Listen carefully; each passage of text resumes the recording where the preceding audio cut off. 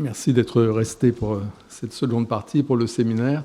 J'ai le grand plaisir d'introduire Philippe Luçon, qui va nous parler aujourd'hui. Philippe Luçon est un philosophe de l'esprit, il est spécialiste de l'action. Je parlais un peu de l'action tout à l'heure. Et il va nous parler aujourd'hui du désir et de savoir ce que l'on veut.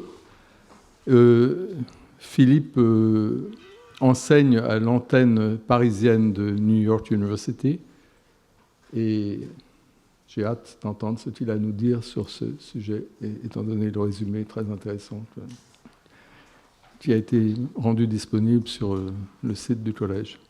Philippe, à toi. Merci beaucoup. Alors, je remercie François Recanati pour son invitation et vous-même d'être venu m'écouter. Alors oui, je vais parler de savoir ce que l'on veut. Je vais parler d'épistémologie du désir et je commets là l'anglicisme qu'a pointé François Recanati tout à l'heure. Je parle de la connaissance de qu'on prend à ses propres désirs. J'utilise épistémologie dans ce sens plus anglo-saxon que français. Et je vais m'intéresser en particulier à un phénomène qui est l'acquisition de désirs par expérience. Et je vais soutenir que ces désirs peuvent présenter une certaine opacité. Et je vais m'intéresser aux manières dont on peut percer cette opacité, dont on peut élucider l'objet de son désir. Donc je vais soutenir l'idée que c'est plus difficile qu'il ne peut y paraître de connaître parfois l'objet de son désir, que ça va demander un investissement cognitif et parfois aussi des actes exploratoires, des actes pour explorer son environnement et essayer de voir ce qui peut satisfaire notre désir. En exergue, j'ai trouvé cette citation du romancier et essayiste victorien Samuel Butler. Il n'y a pas plus grande marque d'un imbécile que de penser qu'il peut dire immédiatement et avec aisance ce qui va lui plaire. Le reste de la citation donne une portée tout à fait grandiose à ma présentation à laquelle je ne m'associe pas. Mais cette idée que c'est plus difficile qu'il n'y paraît de savoir ce qui va nous plaire, ce qui va répondre à nos désirs, c'est ce que je vais essayer d'élucider dans un premier temps.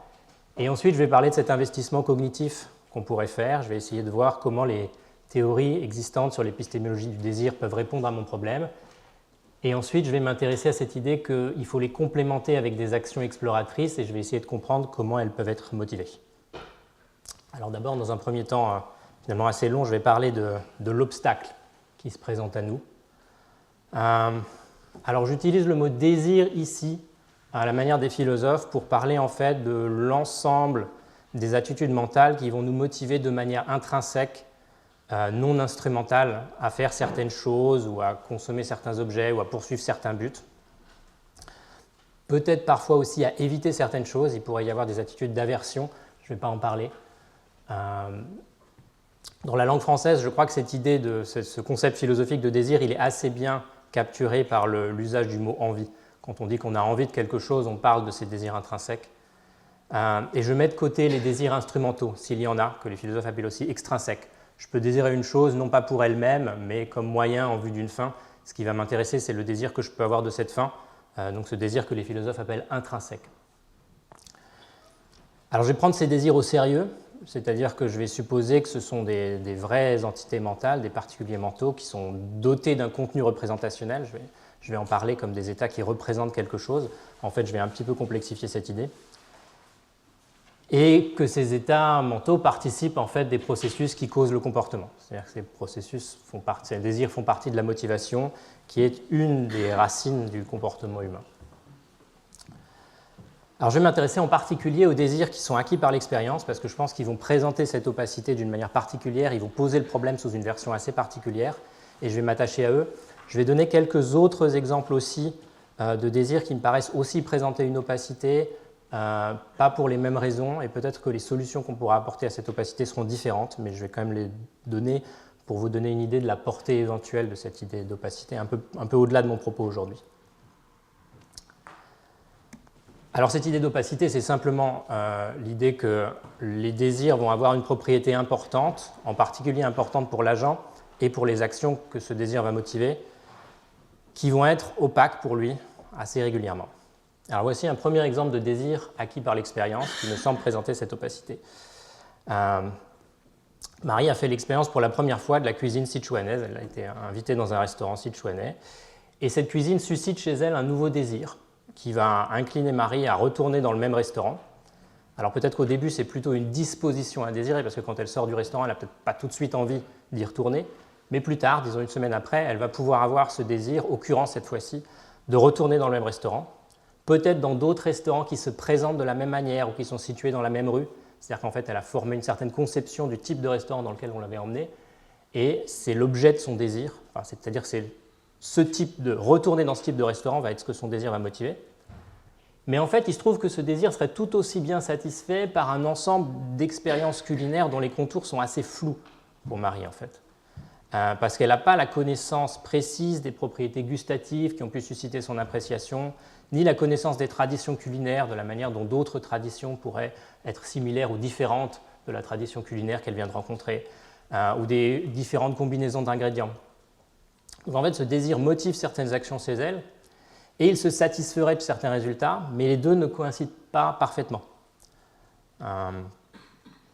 Je vais donner 3 exemples au total. Là, je vais en donner un qui est outrancier, c'est-à-dire que c'est un exemple très peu réaliste, mais qui me permet de parler en termes très simples, parce que c'est un exemple dans lequel je vais supposer que ce qui va satisfaire le désir est en fait très très précis, et on peut en parler de manière très simple, on a un concept très précis pour décrire ce qui satisferait ce désir. Je fais l'hypothèse que cet agent complètement bizarre, Sophie, a accumulé un certain nombre de dispositions à désirer un certain nombre d'aliments, comme le parmesan, les tomates séchées, la marmite, etc. Mais qu'en réalité, chaque fois qu'elle a un désir occurrent pour une de ces choses, en fait, ce qu'elle désire vraiment, ce qui va vraiment la satisfaire, c'est en fait le glutamate monosodique, qui est en quantité inhabituelle dans chacun de ces aliments, en fait. Donc en fait, ce qui va satisfaire son désir, c'est le MSG. Et son désir qu'elle a à chaque fois, par exemple pour le parmesan, en fait, se satisferait de la consommation de n'importe quelle source de MSG. C'est un exemple complètement irréaliste, mais du coup, ça me donne en 3 lettres la possibilité de parler de ce qui satisferait de son désir. Et je vais vous donner un dernier exemple qui a le mérite de ne pas être un exemple culinaire et qui a aussi le mérite de ne pas être inventé par moi. C'est-à-dire que du coup, je l'ai trouvé quelque part, ce qui permet aussi de donner peut-être un peu plus de crédit à la manière dont je décris l'expérience. Alors, j'ai trouvé dans les mémoires d'une oboïste désargentée à New York dans les années 90, Blair Tyndall, qui décrit dans un des chapitres cette scène où elle est en vacances et elle a ramené dans sa chambre d'hôtel un homme qu'elle expose accidentellement à la musique classique pour la première fois de sa vie. Elle met la musique et puis elle ne s'attendait pas du tout à ça, mais c'est les premières mesures de la 6e symphonie de Mahler qui démarre. Et puis, il se trouve que cet homme, Eric, est complètement scotché par cette musique qu'il n'a jamais entendue. Il demande « Pourquoi j'ai jamais entendu ça? Qu'est-ce que c'est ?» Et puis débute tout au long du chapitre une sorte d'éducation musicale d'Eric, où il va découvrir cette nouvelle musique. Alors, ce qui m'intéresse dans cet exemple, c'est qu'immédiatement, en faisant cette expérience, Eric forme un nouveau désir pour lequel il est en fait incapable de vraiment formuler un objet à ce moment-là, autre que je désire écouter cette musique, qui est une expression indexicale qui, au départ, dans l'extrait que j'ai cité, est en fait ancrée dans juste 2 pièces orchestrales du même compositeur, la 6e symphonie et la 5e symphonie de Mahler. Et si on se demande quel est l'objet du désir d'Eric, en un certain sens, Eric est motivé à continuer à écouter la musique qu'il entend, il est motivé à demander à Blair de remettre la musique qu'elle a interrompue parce qu'elle ne voulait pas mettre de la musique classique. Peut-être que si elle lui a expliqué que le compositeur c'était Mahler, eh bien Eric désire écouter la musique de Mahler. Voilà les actions que motivent son désir pour l'instant, c'est assez limité. Mais je pense que l'objet de son désir ne s'arrête pas là. Quand il parle de cette musique, en fait, il désigne un ensemble de musiques qui vont partager des propriétés qui ont retenu son attention et qui ont suscité ce désir quand il a entendu, comme ça, au hasard, les premières mesures de la 6e symphonie de Mahler. Donc lui aussi, il est dans cette situation peut-être encore plus radicale que Marie, dans la mesure où il n'a même pas vraiment formé un concept non indexical de ce qu'il désire. Lui, il est juste capable de parler de cette musique. Il n'est pas vraiment capable d'y penser autrement. Alors, ça, c'est les 3 exemples qui vont vraiment m'intéresser, ces exemples de désir acquis par l'expérience. On fait une expérience qui est plaisante et ça suscite un nouveau désir. Et je vais m'intéresser à l'opacité de ces désirs-là qui sont suscités par l'expérience. Je pense néanmoins que cette opacité, elle n'est pas simplement liée à ces cas-là de désir acquis par l'expérience, par un agent qui est peu familier d'un domaine, par exemple culinaire ou esthétique. Et donc, juste à titre d'illustration, je vais vous donner 3 exemples du même genre d'opacité dans des contextes différents. Ce n'est pas de ces exemples-là que je reparlerai plus tard.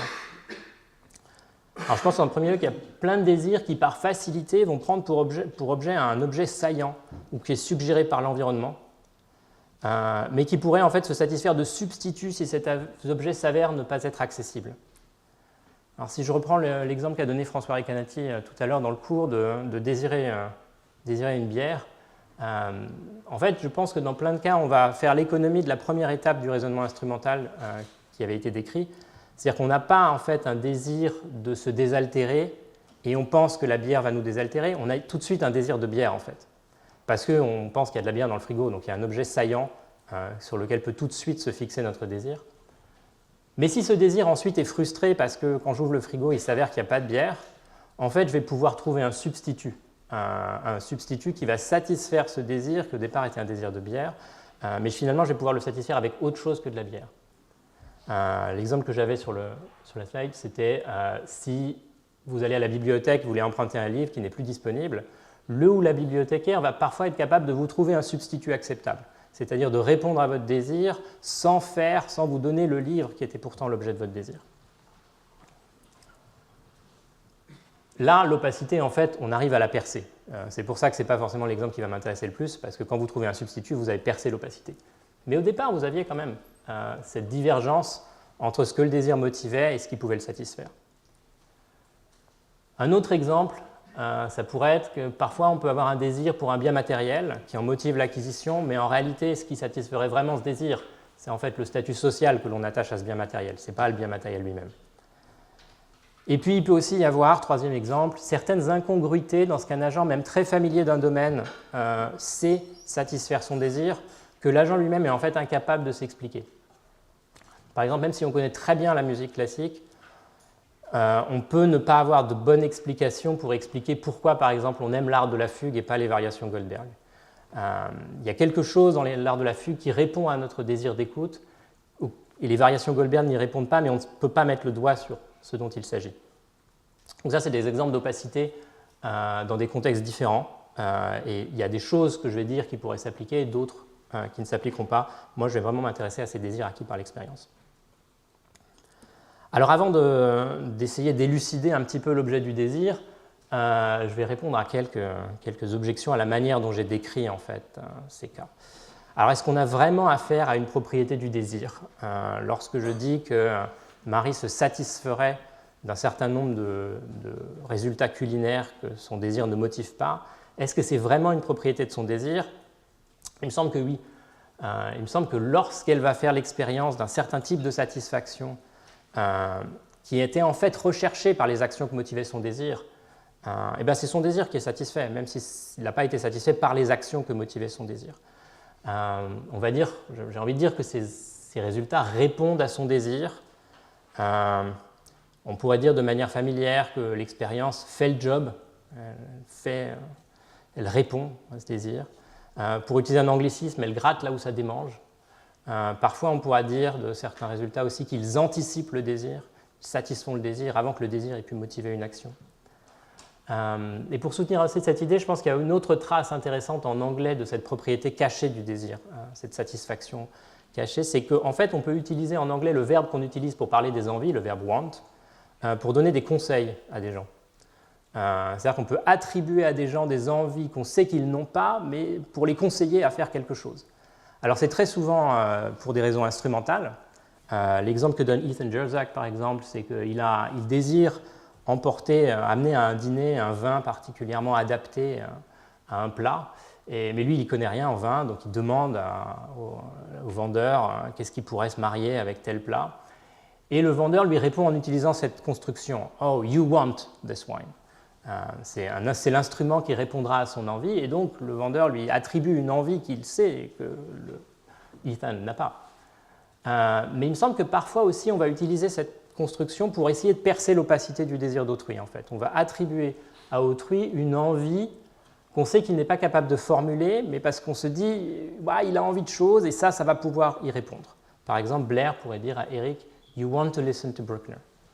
Il y a une dimension instrumentale, mais il y a aussi une dimension de percer l'opacité de ce désir. Alors on pourrait aussi objecter que je confonds désirer et apprécier, et je reconnais tout à fait que désirer n'est pas apprécier. En fait, ce que j'essaye de dire, c'est que chaque désir vise un certain type d'appréciation ou un certain type de satisfaction. Et donc il me semble que, par exemple, quand Eric et Marie désirent l'appréciation qui est visée par leur désir, en fait, quand ils agissent motivés par leur désir, ils visent un certain type de satisfaction qu'ils savent être produite par la musique de Mahler ou le fait de se rendre dans ce restaurant. Mais cette satisfaction, en fait, elle pourrait aussi être produite d'autres manières. Au contraire, si cette fois-ci je prends l'exemple de Sophie, si elle consomme un parmesan qui est pauvre en MSG, c'est son désir qui va être frustré. Elle a eu ce qu'elle voulait dans le sens où elle a fait ce que son désir motivait, mais elle n'a pas eu la satisfaction que visait ce désir. Et donc, en fait, c'est son désir lui-même qui va être frustré. Donc, il me semble que cette visée de satisfaction, c'est vraiment une propriété du désir.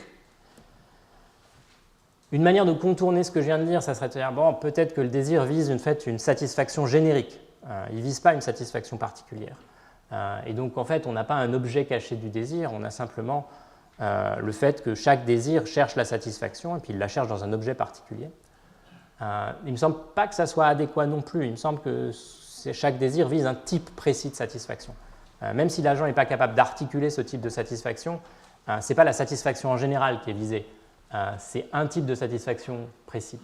Par exemple, si Marie a une expérience étrange, lorsqu'elle mord dans ce morceau de parmesan, elle a la satisfaction qu'elle retirerait de mordre dans une tomate mûre, en fait, ça ne va pas répondre à son désir.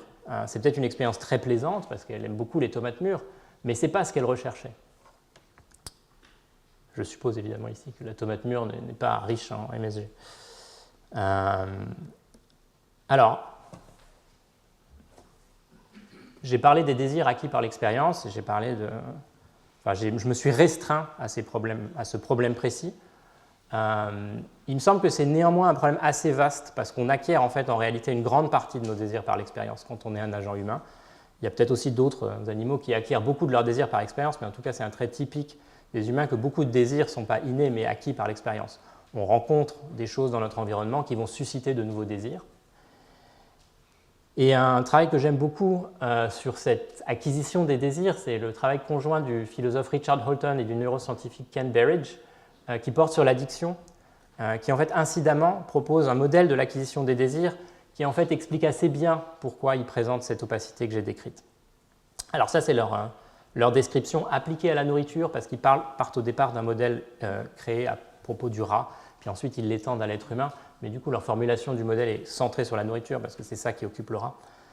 Un système de formation des désirs va avoir besoin d'identifier chaque échantillon comme appartenant à un certain type de nourriture, de déterminer combien de valeurs il retire de ce type, et sur la base de cette détermination, d'envoyer un signal au système qui régule la consommation de ce type de nourriture pour réguler son désir ultérieur pour ce type de nourriture. Alors Holton et Berridge, ce qui les intéresse, c'est la dernière étape, le signal, parce qu'ils s'intéressent à l'addiction. Ils pensent que ce signal il est implanté au niveau neurochimique par la dopamine, et donc ils expliquent les phénomènes d'addiction en disant que les substances addictives en fait, libèrent de la dopamine et donc en fait, elles prennent en otage le signal, c'est-à-dire qu'elles prennent en otage ce signal de régulation. Moi, ce qui m'intéresse, ce n'est pas l'addiction et ce n'est pas la dernière étape, c'est la première en fait, cette catégorisation de l'échantillon. À la première étape, on a un mécanisme qui a besoin, sur le vif, de catégoriser et de produire une description de l'élément déclencheur de l'expérience plaisante pour faire l'objet de ce nouveau désir en fait. Et donc ce mécanisme, assez rapidement, il doit identifier la cause proximale de l'expérience qu'on est en train de faire. Il doit sélectionner parmi les propriétés de cette expérience celles qui sont pertinentes pour causer cette expérience, celles qui ont vraiment contribué à la production de cette expérience et celles qui étaient contingentes. Et puis, il doit proposer aussi un certain niveau d'abstraction par rapport aux détails concrets de ces propriétés. Ces propriétés, elles se sont présentées au sujet avec une concrétude maximale, parce qu'il a fait une expérience très précise. Et il faut que ce mécanisme il fasse un petit peu abstraction, il aille un petit peu au-delà des propriétés précises de l'expérience qui a été faite. Alors ce mécanisme, il doit procéder très rapidement. Je pense qu'il procède de manière encapsulée, c'est-à-dire sur la base d'une information qui n'est pas toute l'information dont dispose le sujet, précisément pour aller vite. Mais dans le cas des sujets peu familiers du domaine, en fait, même s'il avait toute l'information dont dispose le sujet, il n'aurait toujours pas assez d'informations, parce qu'on a affaire à un sujet qui n'a pas les concepts et qui n'a pas la connaissance nécessaire du domaine pour choisir les bonnes propriétés ou faire les bonnes abstractions. Cette idée que la familiarité du domaine est particulièrement importante pour l'épistémologie du désir, c'est une idée qui a été mise en avant par Huku Tuming et à laquelle je me range complètement en fait, en parlant de désir acquis par l'expérience par des agents peu familiers. Donc du coup, ce mécanisme, ce qu'il va produire, c'est une représentation approximative de l'objet du nouveau désir. Et chez Eric, il va même produire une représentation indexicale parce qu'il échoue complètement à produire une représentation même approximative. Et cette représentation approximative, elle est très importante parce qu'il faut que le désir puisse motiver quelque chose. Donc le désir, il a besoin de quelque chose de précis à motiver. Mais dans les conditions informationnelles de la création de ce nouveau désir, on ne peut pas faire quelque chose de précis et d'exact. Donc on va faire quelque chose de précis et un peu approximatif.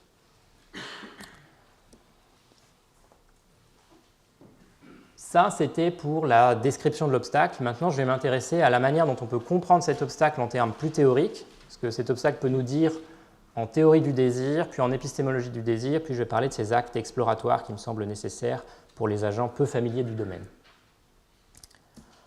Alors, une première manière d'essayer de redécrire ce que j'ai dit ici, qui tranche avec ce que j'ai dit jusqu'à présent, ça serait en fait de postuler l'existence de deux désirs. En fait. Quand je fais ces expériences plaisantes, je n'ai pas formé un seul désir, j'en ai formé deux. Un qui est intrinsèque et opaque, et l'autre qui est instrumental et transparent, en fait, que je connais. J'acquiers deux nouveaux désirs qui sont tenus entre eux par un lien instrumental. Par exemple, Marie acquiert le désir intrinsèque pour un certain type de nourriture. Celui-là est opaque, elle ne sait pas, elle ne connaît pas son objet, elle ne peut pas formuler son objet. Et puis un désir instrumental, ce désir de revenir dans le même restaurant, afin d'y satisfaire ce désir intrinsèque. Alors ce modèle, il a l'avantage en fait, de ne pas vraiment produire de conséquences particulières pour la théorie du désir. Il a surtout des conséquences pour l'épistémologie du désir, mais pas tellement pour la manière dont on conçoit les désirs. Mais il ne me semble pas parfaitement adéquat. En fait, je préfère la manière dont j'ai décrit les cas jusqu'à présent, une manière où en fait, j'ai parlé d'un seul désir.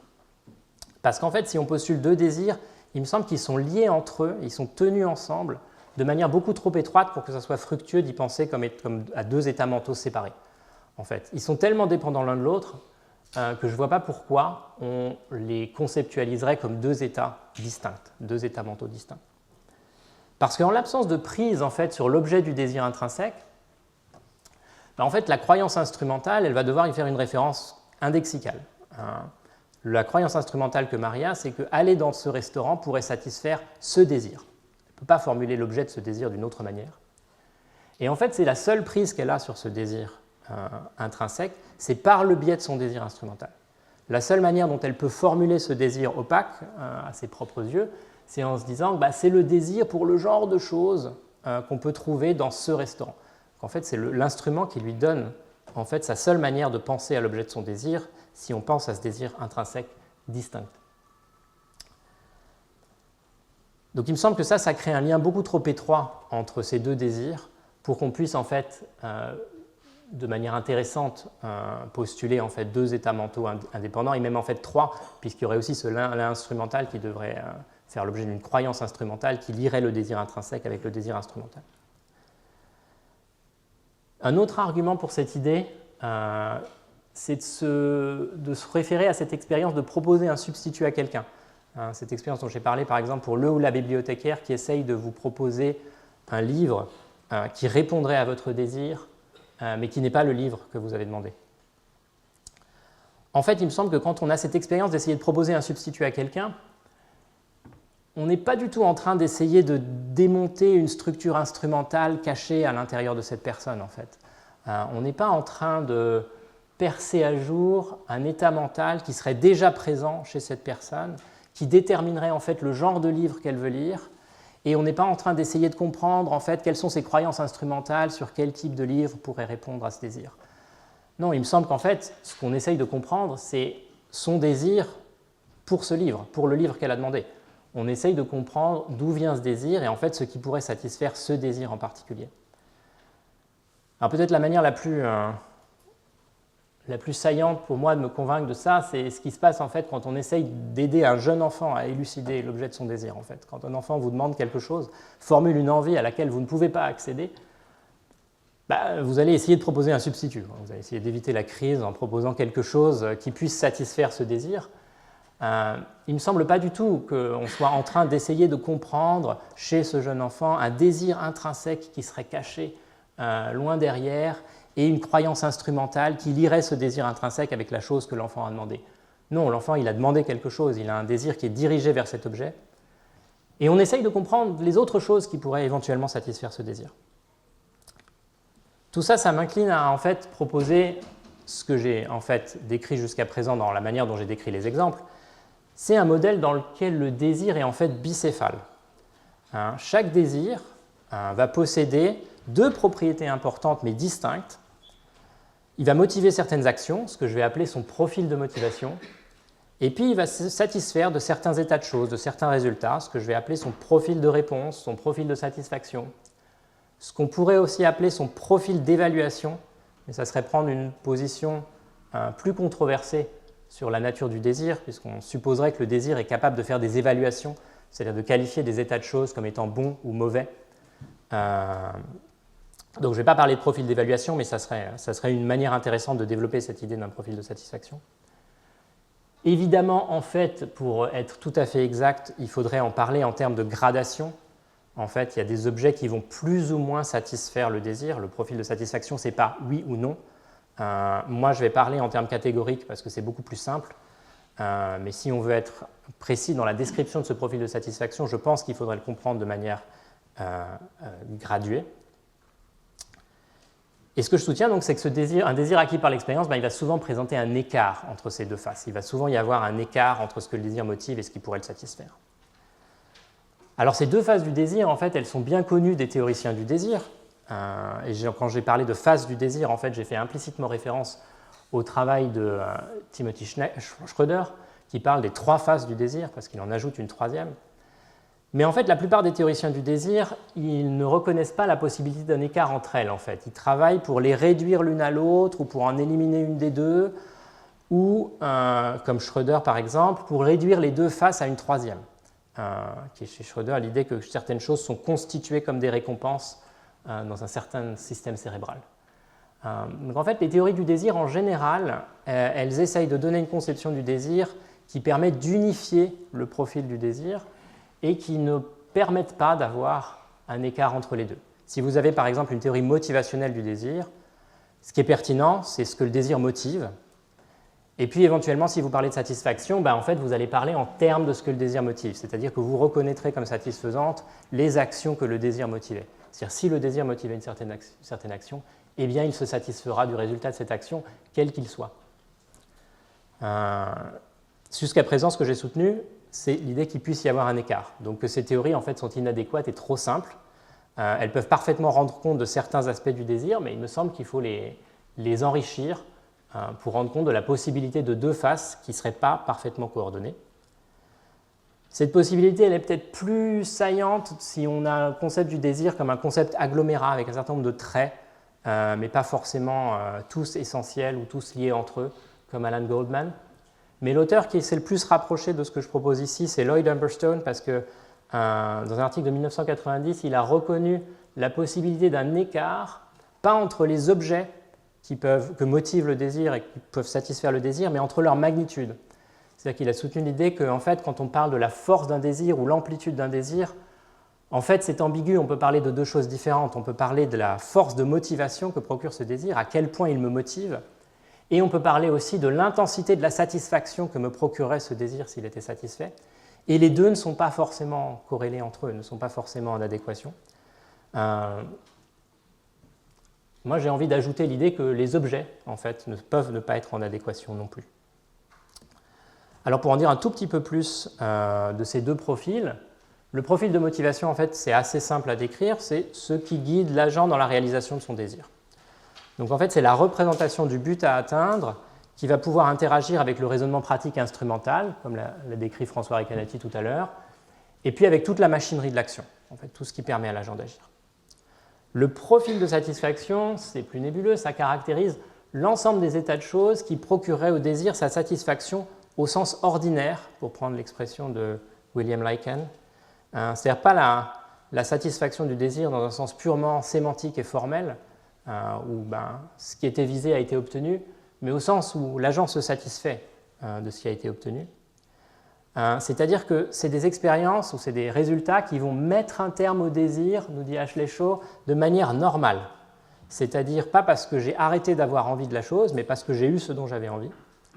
Et je pense qu'il faut ajouter aussi que ça peut mettre un terme au désir de manière normale, ça peut aussi faire basculer le profil de motivation vers la continuation de l'état de choses présent. Donc on peut parfaitement avoir une envie, on a ce dont on a envie, mais le désir ne s'éteint pas parce qu'on a envie que ça continue. On a envie de continuer à écouter la musique de Mahler.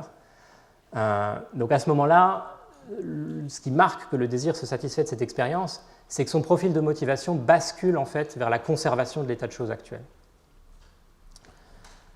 Ça diffère évidemment du plaisir pris à un objet, et donc on ne peut pas donner de ce profil de satisfaction une théorie hédonique très simple, selon laquelle en fait désirer cette satisfaction, ça serait prendre du plaisir à cette satisfaction, parce que c'est un type particulier de plaisir qui est visé, un type particulier de satisfaction. Je parle plutôt de satisfaction que de plaisir parce que je veux être un peu moins précis dans la manière dont je décris cette satisfaction. Je veux me satisfaire d'expériences qui sont peut-être satisfaisantes mais pas plaisantes au sens ordinaire.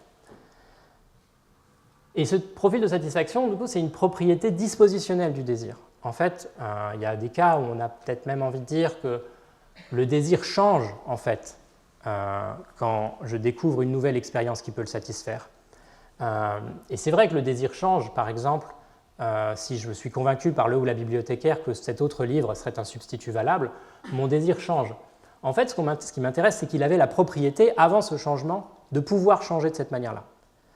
Le désir que j'avais pour ce livre, il pouvait se satisfaire de cet autre livre, mais pas d'un troisième. Avant le changement, il avait cette capacité à se satisfaire de certains ouvrages et pas d'autres. Comme c'est une propriété dispositionnelle, ça explique en partie pourquoi elle est opaque. Il y a Jared Peterson qui a écrit un article pour soutenir que, en gros, l'opacité du désir était principalement due à son caractère dispositionnel. Et si on n'avait pas une théorie dispositionnelle du désir, c'était facile de répondre au problème de l'épistémologie du désir. En fait, là, moi, ce que je pointe, c'est une propriété dispositionnelle du désir, et donc ça explique assez bien pourquoi elle est opaque ou pourquoi elle peut être opaque. Cette propriété, on peut la caractériser en termes sémantiques, on peut parler d'un deuxième contenu du désir, je ne l'ai pas fait jusqu'à présent, mais si on la capture en termes sémantiques, ça ne sera pas une représentation du même genre et au même titre que le profil de motivation. Le profil de motivation, il représente de manière précise un objet, et il peut interagir avec le raisonnement pratique. Le profil de satisfaction, si on le comprend en termes représentationnels, on ne peut pas le comprendre en termes d'une représentation qui interagit aussi facilement avec les autres représentations de l'agent. C'est précisément le nœud du problème. Alors, une toute dernière manière de comprendre le problème qui, en fait, souligne son caractère pratique important pour l'agent et qui n'est pas sémantique, c'est en fait de résumer ce que je viens de dire en disant qu'en fait, j'ai présenté le désir comme une unité de contrôle imparfaite. Une unité de contrôle, c'est le nœud d'une boucle de contrôle, qui est un concept très important pour comprendre les plans et en fait la théorie de l'action en général. Et la conception classique, très simple, de cette unité de contrôle, c'est le modèle TOTE, qui est dû à George Miller et ses co-auteurs dans un des premiers ouvrages modernes sur les plans. Ce modèle TOTE, c'est un modèle Test, Operate, Test, Exit. Qu'est-ce que ça fait une unité de contrôle? Ça teste si un résultat est le cas ou non. Si ce n'est pas le cas, ça fait une opération. Et après l'opération, ça reteste pour voir si maintenant c'est le cas ou non. Si c'est le cas, on sort, on arrête de contrôler. Si c'est toujours pas le cas, on opère de nouveau. Alors, vous avez un exemple canonique très simple de boucle TOTE en haut à droite. Je teste si le clou est enfoncé. S'il ne l'est pas, je fais une opération, je martèle le clou. Ensuite, je reteste. Le clou est-il maintenant enfoncé? Si ce n'est pas le cas, je remartèle. Si c'est le cas, je sors. Je passe à l'étape suivante. En fait, on voit tout de suite sur cet exemple que la qualité de cette unité de contrôle, elle tient en partie à l'adéquation entre le test et l'opération. Il faut que l'opération puisse avoir tendance à produire le résultat qui est testé. Sinon, l'unité, elle ne va pas marcher.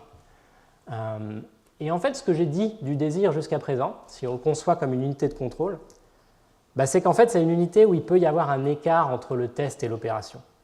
C'est-à-dire que le test, ça serait ce dont le désir se satisfait. Est-ce que cet objet est satisfaisant? Et l'opération, c'est ce que le désir motive. Et les désirs acquis par l'expérience, par des agents peu familiers, eh bien, il peut présenter un écart entre les deux. Autrement dit, en fait, ce que j'ai fait par rapport au premier modèle, évidemment, c'est que j'ai replaqué la structure instrumentale à l'intérieur du désir. En fait. Quand j'ai parlé de ces deux profils, en fait, j'ai présenté le désir comme présentant à l'intérieur de lui une petite structure instrumentale. Le désir, c'est la motivation à poursuivre un objet avec une certaine visée de satisfaction. Et donc, à l'intérieur du désir, il y a cette portée instrumentale, mais elle est à l'intérieur du désir et elle est opaque pour l'agent et en partie imparfaite. Ce qui explique la nécessité, du coup, pour l'agent d'essayer d'élucider l'objet de son désir. À cette fin, maintenant, je vais me tourner vers l'épistémologie du désir, la connaissance qu'on prend de ses propres désirs, et je vais parler d'un certain nombre de théories qui ont été proposées pour expliquer comment nous prenons connaissance de nos désirs, et je vais essayer de les appliquer à ce profil de satisfaction. Je vais essayer de voir si ces théories elles peuvent répondre à mon problème. Alors, la littérature sur l'épistémologie du désir, évidemment, elle s'est beaucoup développée ces 20 dernières années, mais elle ne répond pas directement à ma question, parce que ma question, je viens de la poser. Et cette littérature ne s'intéresse pas particulièrement à ce que j'ai appelé le profil de satisfaction du désir. Comme la plupart des auteurs aujourd'hui ont une théorie motivationnelle du désir, en fait, assez naturellement, cette littérature, elle porte sur le profil de motivation du désir, en fait, ce que j'ai appelé le profil de motivation du désir. Ce qui est pour la plupart de ces auteurs, en fait, le seul et unique contenu du désir, la seule et unique propriété importante du désir. Mais néanmoins, on peut prendre les propositions qui sont dans cette littérature et voir comment on pourrait les appliquer au profil de satisfaction. Alors, chaque auteur dans cette littérature va proposer sa propre cartographie de l'espace logique, sa propre manière de cartographier et de classifier les différentes propositions. Et moi, je ne vais pas du tout pouvoir faire rendre justice à toutes les nuances qu'il y a dans cette littérature. Donc, je vais la prendre, en fait, avec ma propre cartographie pour mes besoins. Et il me semble que pour mes besoins aujourd'hui, il y a deux distinctions qui sont importantes parmi les différentes propositions qui ont été faites. Ça, c'est la deuxième. La première, c'est qu'il y a des théories qui présentent la connaissance de ses propres désirs comme assez routinière et assez simple. Ça ne demande pas un effort cognitif particulier, ça se passe de manière assez évidente, assez fluide. L'épistémologie du désir, ce n'est pas un problème d'effort cognitif. Et puis au contraire, il y a des théories du désir qui présentent la connaissance de nos désirs, ou au moins de certains de nos désirs, comme étant quelque chose d'assez difficile, qui peut demander un investissement cognitif, un investissement pour élucider ce que nous désirons, ou alors dans certaines théories, un investissement pour se décider en fait, un investissement pratique. Ça ne serait pas un effort vraiment cognitif pour percer à jour ce que je désire, mais en fait simplement pour décider ce que je désire vraiment. Un exemple de la première, c'est la théorie de Christa Lawler. Il y a un effort cognitif à fournir pour savoir ce qu'on désire, dans certains cas d'après elle. Un exemple de la deuxième, c'est la théorie de Richard Moran. Il pense qu'en fait, l'effort cognitif, c'est un effort pour se décider, c'est un effort pratique. En fait, il faut que quand j'ai des désirs, ça peut être flou pour moi ce que je désire, parce que je n'ai pas encore vraiment décidé ce que je désire. Donc ça, c'est une première distinction. Et évidemment, je vais me ranger du côté des auteurs qui pensent qu'il y a un effort à fournir. Je ne peux pas accepter les théories selon lesquelles la connaissance de son désir, c'est quelque chose de simple et de routinier. Peut-être que c'est simple et routinier pour le profil de motivation, je n'ai aucune objection à ça, mais pour le profil de satisfaction, la manière dont j'ai décrit l'obstacle jusqu'à présent implique qu'il va falloir fournir un effort.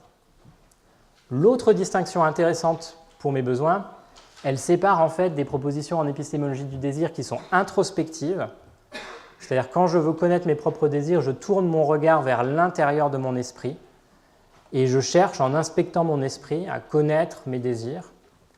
Alors ça peut se faire de tas de manières différentes que je ne vais pas pouvoir détailler, par accointance, avec peut-être un sentiment intérieur, parce que mon désir tend à s'auto-présenter à moi-même si je suis une créature rationnelle, mais aussi peut-être en fait par inférence, parce que je vais fournir un effort cognitif d'auto-interprétation. Je vais me tourner vers mon propre esprit, et puis je vais devoir faire des inférences sur mes désirs, sur la base de ce que je trouve dans mon propre esprit. Ça, c'est ce que propose Christa Lawler, par exemple. À toutes ces propositions introspectives s'opposent des propositions extrospectives, selon lesquelles le sujet va se tourner non pas vers son propre esprit, mais vers le monde. En fait, quand il se pose une question sur ses désirs, il ne se tourne pas vers ce qui peut être le contenu de son esprit, mais il se tourne vers le monde. Ce sont en fait ces propositions des applications au désir de la très célèbre suggestion de Gareth Evans à propos des croyances, L'exemple de Gareth Evans à propos des croyances, c'était si on me demande si je crois qu'il va y avoir une troisième guerre mondiale, ben en fait, ce que je fais, ce n'est pas que j'inspecte mon propre esprit pour voir si j'ai cette croyance ou non. Non, c'est que je me pose la question, va-t-il y avoir une troisième guerre mondiale? Je me pose une question sur le monde.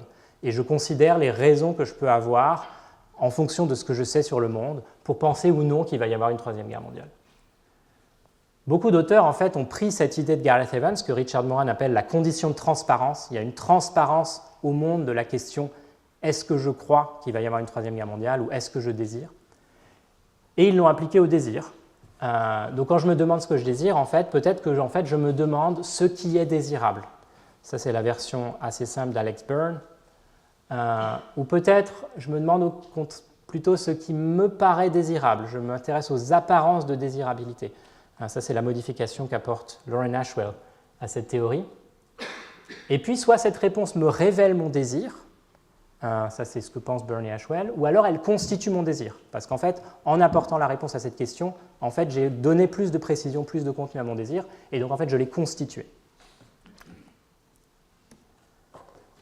Alors, pour mes besoins, les théories introspectives non inférentielles, comme je l'ai déjà dit, je ne peux pas les utiliser parce que ça revient en fait à nier l'obstacle dont j'ai parlé jusqu'à présent. Peut-être qu'elle s'applique encore une fois au profil de motivation, mais ce qui satisfait le désir est opaque pour l'agent, donc il ne va pas pouvoir avoir un accès introspectif non inférentiel, ça serait trop facile. Eric ne peut pas, en faisant un retour sur son propre esprit, déterminer quelles sont les propriétés des expériences musicales qui le satisfont. Les propositions extrospectives constitutives, donc celle de Richard Moran par exemple, elles me pensent aussi supposer une malléabilité du profil de réponse du désir qui n'est pas plausible en fait. Quand j'arrive à une réponse à la question de ce qui est désirable, je ne peux pas en fait modifier mon désir pour en fait le mettre en adéquation avec cette conclusion.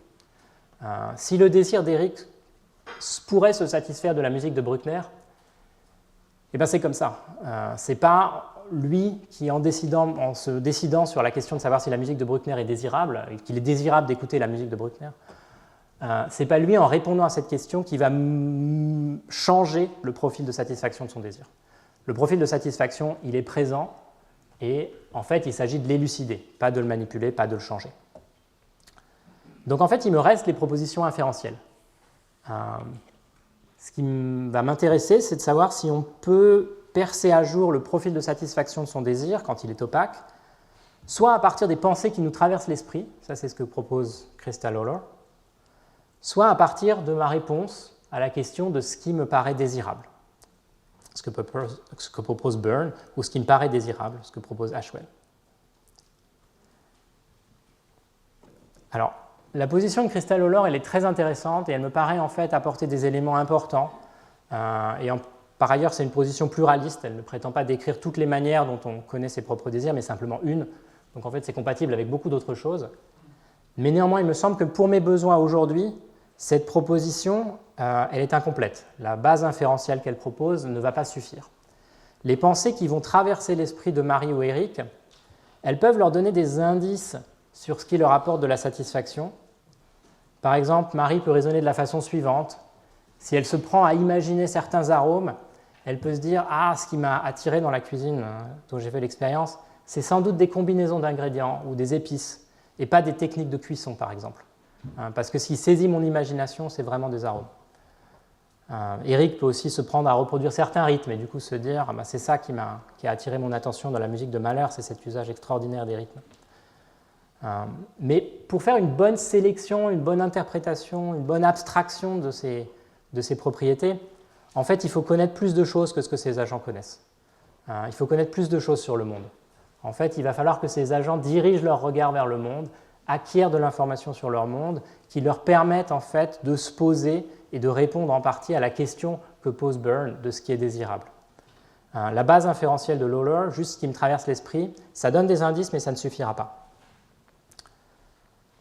Ce que je prétends donc, c'est que le sujet qui est confronté à l'opacité de ce désir acquis par l'expérience, il va devoir se poser la question de ce qui est désirable. Et il va devoir y répondre à l'aune de ce qui lui a donné satisfaction, à l'aune de l'expérience qu'il sait lui avoir donné satisfaction, peut-être aussi de ce qui traverse son esprit, comme le décrit Lawler, mais aussi de ce qu'il sait ou de ce qu'il peut apprendre, surtout de ce qu'il peut apprendre, puisqu'on parle d'agents peu familiers du domaine, de la distribution et de la similarité des propriétés des objets éventuels de son désir. En fait, il va devoir se poser la question de savoir, par exemple, si on est marié, quels sont les ingrédients qui sont utilisés ici, quelles sont les épices qui sont utilisées ici, quelles sont les techniques de cuisson, en quoi est-ce qu'elles sont similaires ou différentes des techniques qui sont utilisées dans d'autres traditions culinaires, en quoi est-ce qu'il y a des traditions culinaires qui les recombinent d'une manière qui pourrait peut-être m'apporter la satisfaction que je recherche. Le sujet, en faisant ça, il mobilise ses croyances sur le monde et donc il tourne son regard vers le monde. En fait, ce que je viens de décrire, ça revient pour le sujet à repasser de manière lente et laborieuse sur le mécanisme automatique que décrivaient Richard Holton et Ken Berridge. En fait, ce mécanisme, il produit une approximation, et puis ensuite, le sujet a tout le loisir d'essayer de réviser cette approximation de manière, cette fois-ci, plus rationnelle, en mobilisant plus d'informations, en acquérant de la nouvelle information parce qu'il en manque, et en essayant de faire porter cette information sur l'objet qui pourrait satisfaire son désir, sur ce qui pourrait faire, ce que pourrait être le profil de satisfaction de ce désir opaque. Ça, il me semble, en fait, c'est une forme de rationalité pratique qui n'est pas instrumentale, en fait, qui est une rationalité pratique qui cherche à élucider l'objet de mon propre désir en mobilisant des connaissances sur les similarités et les différences, sur l'espace des objets possibles pour ce désir.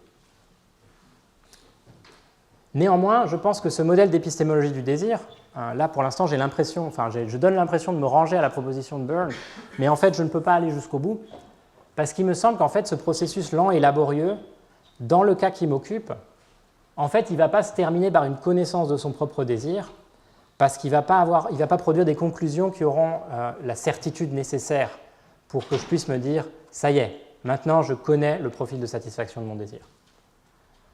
En fait, cette enquête, elle part d'une position d'incertitude et de manque de familiarité. Au départ, Eric est très, très, très incertain sur les contours exacts de ce qui pourrait satisfaire son désir. Et il aura beau accumuler beaucoup d'informations, je ne pense pas qu'il pourra résorber cette incertitude. Les conclusions de son enquête, de ce que je viens de décrire, en fait, ça ne sera pas des croyances, ça sera plutôt des hypothèses. Ça sera des hypothèses sur ce qui pourrait être désirable. Tiens, d'après ce que je sais de la tradition musicale, des propriétés de la musique de Mahler, de ce qui m'a plu dans la musique de Mahler, de ce qui me traverse l'esprit maintenant, il est possible, on peut faire l'hypothèse qu'il serait désirable d'écouter la musique de Bruckner, que la musique de Bruckner pourrait répondre à mon désir d'écoute. Mais c'est juste une hypothèse. Et donc en fait, cette hypothèse, elle va devoir donner lieu à des actes exploratoires, des actes qui vont tester la qualité de ces hypothèses, qui vont tester ces hypothèses pour voir si effectivement la musique de Bruckner est satisfaisante ou pas. C'est pour ça que maintenant, dans la dernière partie, je vais me tourner vers ces actes exploratoires et je vais essayer de les comprendre. Mais avant de faire ça, deux questions qu'on pourrait se poser sur tout ce que je viens de dire, qui tirent dans des directions un peu opposées. La première, c'est est-ce que je ne peux pas faire l'économie de tout ce que je viens de décrire dans cette partie sur l'épistémologie du désir? Est-ce qu'en fait, je ne peux pas sauter directement à la case exploration? Je fais une expérience plaisante, je produis un désir inadéquat, mais en fait, je peux continuer à faire des expériences, je peux continuer à échantillonner mon environnement, je peux continuer à collectionner les expériences, et puis peu à peu, au gré de la sérendipité, je vais arriver à une conception plus précise de ce qui pourrait me satisfaire. Donc en fait, je ferai cette exploration, mais je la ferai à l'aveugle, sans avoir fait cet effort de rationalité pratique que je viens de décrire. Alors évidemment, c'est tout à fait possible, on peut tout à fait faire toutes les expériences possibles et imaginables, et à la fin savoir ce qui nous satisfera et ce qui ne nous satisfera pas. Néanmoins, il me semble que cette exploration à l'aveugle, qui ne serait pas du tout guidée par le raisonnement, en fait, elle aurait très très peu de chances d'arriver à élucider l'objet d'un désir opaque. Parce que si vraiment vous faites une recherche qui n'est guidée absolument par aucune croyance sur ce qui pourrait être désirable, vous tâtonnez complètement à l'aveugle et en fait, vous faites des expériences qui vont être complètement au hasard. Et ça a très peu de chances d'être des expériences qui vont dans une direction fructueuse. C'est même pire que de tâtonner, parce que quand on tâtonne, en fait, on utilise la structure de l'espace physique pour s'orienter dans le tâtonnement. Mais là, l'espace physique, il ne servira à rien. Si j'utilise la structure de l'espace physique, si je suis mari, je vais retourner dans le même restaurant inlassablement, ou je vais aller dans le restaurant d'à côté, ou je vais aller fouiller les cuisines du restaurant, voire même les poubelles du restaurant, parce que je vais juste utiliser la proximité spatiale. C'est évident que ça ne marchera pas. Ce qu'il faut que j'utilise, c'est une certaine proximité culinaire. Donc en fait, il faut que je mobilise certaines croyances pour diriger mon exploration. C'est pour ça que je pense qu'on ne peut pas faire l'économie de ce que je viens de décrire, même si, in fine, il faudra quand même explorer. Au contraire, est-ce qu'on ne peut pas peut-être faire l'économie de l'exploration en se disant que l'imagination pourrait suffire? Une fois que j'ai émis des hypothèses sur le désirable, est-ce que je ne peux pas acquérir suffisamment d'informations sur le monde pour simplement pouvoir répondre, confirmer ou infirmer mon hypothèse simplement par imagination, en imaginant certaines actions? Alors c'est quelque chose que Lawlor évoque, là encore une fois à juste titre. Je pense qu'il y a beaucoup de cas où l'imagination va jouer un grand rôle. Je pense que c'est une bonne réponse au cas de substitution que j'ai mentionné, dans certains cas en tout cas. Si j'avais un désir de bière, ce désir est frustré. Par l'imagination, en fait, je peux sans doute voir ce qui pourrait satisfaire ce désir ou non. S'ils essayent un petit peu d'imaginer des expériences, je vois si le désir pourrait y répondre ou non. Je pense que ça pourrait marcher.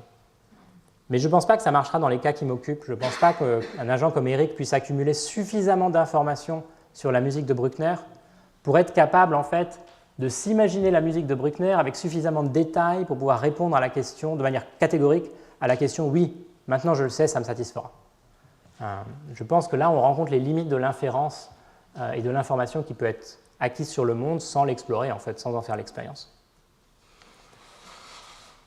Et c'est donc ce qui m'amène à cette dernière partie, l'exploration, qui va être un peu plus succincte que les précédentes, parce qu'en fait, je vais essayer de proposer assez rapidement différents modèles de la manière dont cette exploration pourrait être motivée. Ça va être un peu ma dernière innovation théorique. Je vais proposer des réponses à la question de savoir comment je peux motiver cette exploration, sachant qu'il semble en fait au départ y avoir une sorte d'asymétrie entre une hypothèse incertaine et des sources de satisfaction connues. Si je sais que retourner dans ce restaurant m'apportera de la satisfaction, et si je fais l'hypothèse qu'un autre restaurant pourrait m'apporter de la satisfaction, est-ce que je n'ai pas intérêt à aller dans le premier restaurant simplement parce que c'est une chose certaine en fait? Pourquoi est-ce que j'irais chercher des sources hypothétiques de satisfaction alors que je connais des sources certaines de satisfaction? Évidemment, on connaît tous la réponse à ça, c'est la lassitude. Je vais me lasser de ce restaurant, je veux savoir plus de choses. Peut-être même que le restaurant d'à côté, il est encore meilleur, que l'autre restaurant dont je pourrais faire l'expérience, il répondrait encore mieux à mon désir. En fait, ce qu'on veut décrire, c'est la manière dont l'agent équilibre exploration des sources de satisfaction possibles et exploitation des sources de satisfaction connues. Alors cet équilibre exploration-exploitation, c'est quelque chose qui est très connu dans la littérature en théorie de l'action ou en écologie comportementale. Mais ici, ce qui m'intéresse, c'est l'exploration du profil de satisfaction d'un désir en particulier. Ce n'est pas l'exploration de l'environnement, c'est l'exploration de l'environnement au service de la connaissance de mon désir. Alors on pourrait imaginer trois modèles dont cette exploration pourrait être motivée. Et je pense que les trois, en fait, sont adéquats. C'est-à-dire que je pense que les trois sont instanciés. Je pense qu'il arrive dans la vie humaine qu'on soit motivé de ces trois manières différentes. Mais je vais néanmoins soutenir qu'il y en a une qui est plus importante que les autres, qu'elle prend une part plus importante à notre expérience et à notre motivation. Et elle demande en fait une nouvelle révision de la manière dont on comprend le désir. Alors la première manière, je pense que c'est la manière la plus intuitive, et en tout cas la manière dont les philosophes vont le plus immédiatement répondre à cette question, c'est de suggérer qu'il y a un autre désir ou une autre source de motivation qui va motiver l'exploration. Je peux être poussé à explorer pas par le désir opaque que j'ai formé, mais par un désir autre qui va en fait venir en concurrence avec ce désir opaque qui motive certaines actions. Et ce désir autre, il va être capable de motiver d'autres actions, des actions plus exploratoires. Alors très souvent dans ce contexte, les philosophes invoquent un désir de second ordre. Par exemple, le désir de satisfaire ses propres désirs. C'est ce que font beaucoup les auteurs huméens contemporains pour répondre à certains problèmes. Par exemple, Neil Sinababu, quand il se pose la question de savoir comment je peux maintenant commencer à agir pour satisfaire un désir que je ne ressens pas encore, mais que je prédis ressentir dans le futur, il fait appel à ce désir de satisfaire mes propres désirs. Pour l'instant, je ne désire pas du tout aller prendre un verre avec mes collègues ce soir, mais je peux me dire que ce soir, je désirerais prendre un verre avec mes collègues, et donc maintenant, je peux faire certaines actions qui vont faciliter cet état de fait ce soir. Je peux envoyer un message à un collègue pour lui proposer de prendre un verre, pas sur la base d'un désir que je ressens maintenant, mais sur la base de ce désir de satisfaire mes propres désirs et de cette prédiction que ce soir, je ressentirai ce désir. Néanmoins, ce type de solution, il va se heurter au même obstacle que j'ai déjà décrit, c'est l'incertitude de l'hypothèse. Là, j'ai affaire à une hypothèse très incertaine sur ce qui pourrait satisfaire mon désir. Et donc même le désir de satisfaire mes propres désirs, il ne va pas forcément m'incliner à choisir cette hypothèse incertaine. Il va m'incliner à choisir des sources connues de satisfaction. Du coup, je pense que si on veut vraiment faire fonctionner ce modèle, il faut postuler une autre motivation d'ordre franchement épistémique. En fait, ce qu'il faut mettre en concurrence avec le désir opaque, c'est un désir d'explorer, un désir, la curiosité vis-à-vis de ses propres désirs. C'est un désir franchement épistémique. Je pense que parfois on est motivé par un désir de ce type, parfois on est motivé par une curiosité par rapport à son propre désir. On se dit, tiens, qu'est-ce qui me paraît désirable là-dedans? C'est par exemple ce qui peut motiver l'interrogation, pourquoi est-ce que j'aime l'art de la fugue et pas les variations Goldberg? Je crois que c'est une interrogation qui est motivée par ce type de curiosité. Mais je pense que dans les cas qui m'intéressent, assez souvent, ce n'est pas comme ça qu'on rendra le mieux compte de l'expérience de l'agent qui explore son environnement. Il me semble qu'il y a présent à son esprit ce désir opaque et ce désir de satisfaction, en fait. Quand il explore, il est vraiment en recherche de la satisfaction qu'il a ressentie. Et Eric, il veut vraiment cette satisfaction qu'il a ressentie en écoutant Mahler. S'il écoute Bruckner, ça va satisfaire sa curiosité, mais peut-être que ça ne va pas le satisfaire, en fait, parce que ce qu'il voulait satisfaire, c'est son désir d'écoute. Alors on pourrait ajouter à la curiosité un espoir de satisfaction. Ça ne serait pas incongru. Eric pourrait à la fois être motivé par la curiosité et puis espérer que cette curiosité va être satisfaite d'une manière qui est plaisante. Mais cet espoir de satisfaction, il ne prendrait pas part à la motivation de l'agent. Et ça, il me semble que ce n'est pas correct non plus dans beaucoup de cas. Il me semble qu'en beaucoup de cas, ce qui pousse Eric à explorer, c'est peut-être en partie une certaine curiosité, mais c'est en partie un désir de satisfaction. Il est vraiment en recherche de satisfaction. Si on prend les choses complètement à l'inverse, si on se focalise entièrement sur ce désir opaque, on peut proposer un deuxième modèle. Un modèle selon lequel la motivation de l'agent, cette fois-ci, elle n'est pas du tout épistémique, elle est franchement hédonique. Ce que recherche l'agent, c'est la satisfaction. Mais en fait, il a réussi à s'auto-persuader que son hypothèse était plus certaine qu'elle ne l'est. Il fait comme si son hypothèse était certaine alors qu'elle ne l'est pas. Il fait un peu semblant qu'il a une bonne hypothèse instrumentale. Donc Eric ferait semblant qu'en fait, il a un haut degré de confiance dans l'idée que la musique de Bruckner va le satisfaire. Et puis il ignorerait ses doutes, en fait. Il les mettrait de côté. Alors cette proposition, à mon avis, elle rend vraiment justice au rôle des espoirs de satisfaction dans la motivation de l'agent. Mais en fait, elle repose sur quelque chose qui me semble assez implausible, cette idée qu'on est capable de faire semblant d'avoir une certitude là où on n'en a pas, alors même que cette hypothèse, on l'a acquise dans un contexte assez incertain. Eric, il était très incertain, il a commencé à se dire « mais qu'est-ce qui pourrait me satisfaire ?» Il a commencé à essayer d'acquérir de l'information, il arrive à une position d'incertitude, et puis finalement, il serait capable de s'auto-persuader qu'en fait, la position est moins incertaine que celle qu'elle ne l'est en réalité. Ça ne me paraît pas très plausible, surtout chez un agent qui est peu familier du domaine. Donc il va forcément avoir des doutes sur sa propre compétence. Et puis cette motivation, évidemment, elle ne donne aucune dimension exploratoire à l'action. Il n'y aura aucune dimension, du coup, épistémique à la motivation d'Eric dans cet exemple, dans cette manière de motiver son exploration. Alors ce que j'ai dit jusqu'à présent, ça inciterait en fait à essayer de produire quelque chose de mixte, à essayer de marier les deux modèles ensemble. Le problème, c'est qu'on ne peut pas les prendre et les ajouter ensemble, parce qu'en fait, ils tirent dans des directions opposées. La curiosité est motivée par l'absence d'information, la curiosité est motivée par l'incertitude. C'est parce que je ne sais pas que je suis curieux. Au contraire, là, j'ai quelque chose où je me suis persuadé qu'en fait, j'avais plus de certitude que je n'en ai. Donc on ne peut pas prendre les deux modèles et juste les additionner, en fait. On ne peut pas avoir un agent qui soit motivé des deux manières en même temps, parce qu'on aurait un agent qui serait à la fois obligé de penser qu'il est incertain et de penser qu'il est plus certain qu'il ne l'est. Donc je pense que ça ne marchera pas de simplement juste coller ensemble les deux. Néanmoins, je pense qu'il faut se tourner dans la direction d'un modèle mixte, et donc je vais faire une proposition plus audacieuse, d'essayer de tenir ensemble ces deux sources de motivation, ces deux types de motivation, en supposant en fait que le désir opaque lui-même, il est capable de motiver des actes exploratoires, parce qu'on va ajouter à notre théorie de ce désir, en fait, un certain paramètre qui régulera l'exploitation et l'exploration. En fait, chaque désir, selon cette idée, serait capable de motiver des actes d'exploitation des sources de satisfaction connues, c'est-à-dire les actes qui en fait sont les actes motivés par son profil de motivation.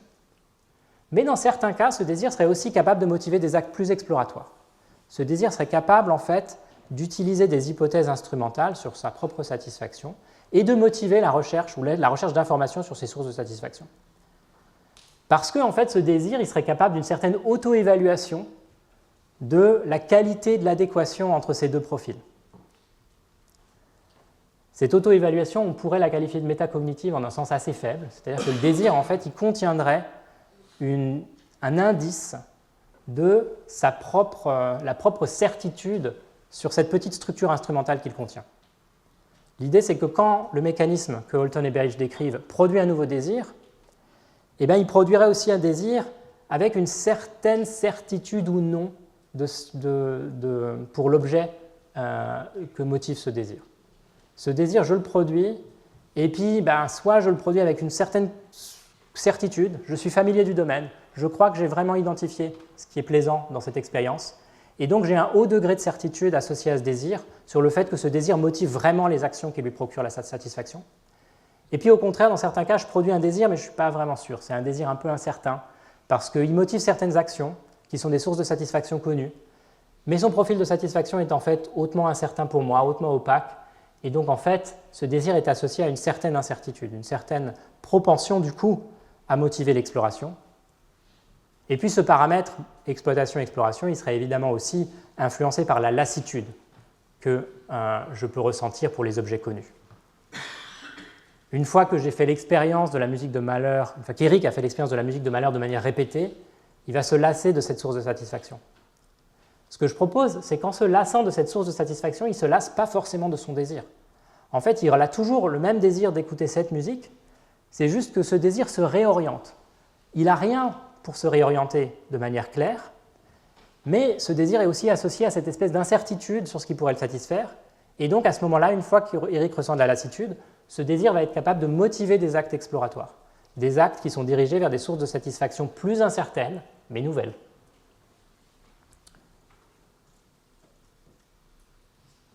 Alors, évidemment, une alternative ici, ça serait de postuler un paramètre plus global, et en fait, c'est ce que font la plupart des auteurs qui parlent de l'équilibre entre exploitation et exploration. En fait, très souvent, cet équilibre, chez la plupart des auteurs, par exemple, c'est l'usage qu'en font Michael Hincklitch et ses co-auteurs pour parler de certains phénomènes dans la théorie du contrôle de soi. En général, on postule un paramètre global. C'est le sujet dans son ensemble qui est là de certaines choses, qui est là de l'exploitation et qui se tourne vers l'exploration.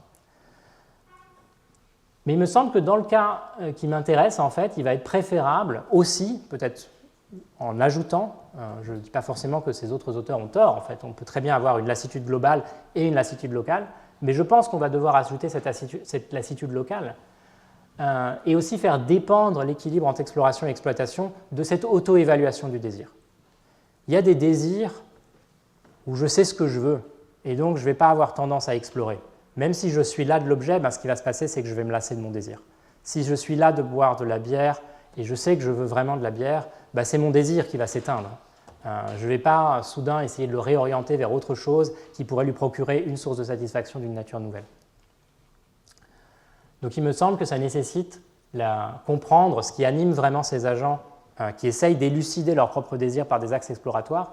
Ça nécessite de comprendre leur désir comme étant capable de cette auto-évaluation et capable d'une certaine forme de lassitude pour leur profil de motivation sans que ça s'accompagne d'une lassitude pour leur profil de satisfaction. Et donc ça implique encore une fois de réviser une dernière fois notre théorie du désir. Alors je vais arrêter là mes innovations. Juste pour récapituler brièvement ce que je vous ai proposé aujourd'hui, je me suis appuyé sur ce phénomène des désirs acquis par expérience, qui ne semble pas avoir été assez étudié, pour en fait soutenir une thèse sur l'opacité de certains désirs et sur les problèmes épistémologiques et pratiques que soulève cette opacité. En fait, implicitement, j'ai fait l'hypothèse qu'on était capable de surmonter ces problèmes. Une autre réaction à la première partie de ma présentation, ça serait de dire, voilà, les êtres humains ont une motivation hautement imparfaite et c'est la source en fait, d'une sous-optimalité rampante dans leur action. En fait, j'ai implicitement fait l'hypothèse que non, j'ai fait l'hypothèse qu'on était capable, quand on était dans la situation d'Eric, de faire des progrès sur l'élucidation de nos désirs. Et puis j'ai utilisé cette description du phénomène pour proposer en fait 3 révisions de notre conception de la motivation humaine. Une première qui postule, qui prend au sérieux de multiples phases du désir qui peuvent être mal coordonnées entre elles. Une deuxième qui s'appuie sur les travaux sur l'épistémologie inférentielle et transparente du désir, mais qui souligne en fait leur caractère incomplet pour des agents peu familiers du domaine.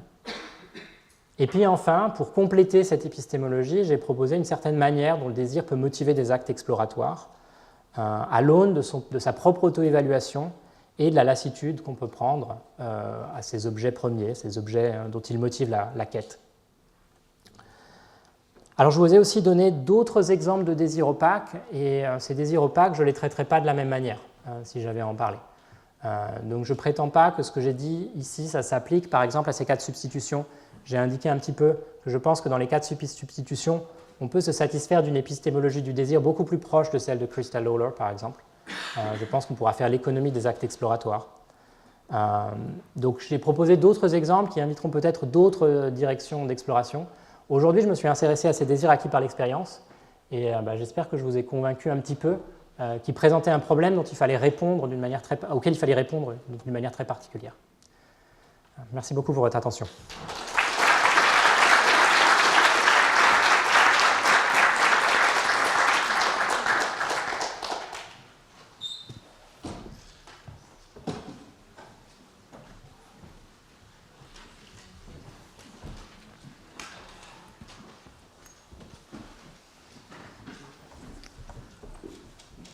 Merci Philippe, tu nous as laissé du temps pour les discussions, c'est parfait.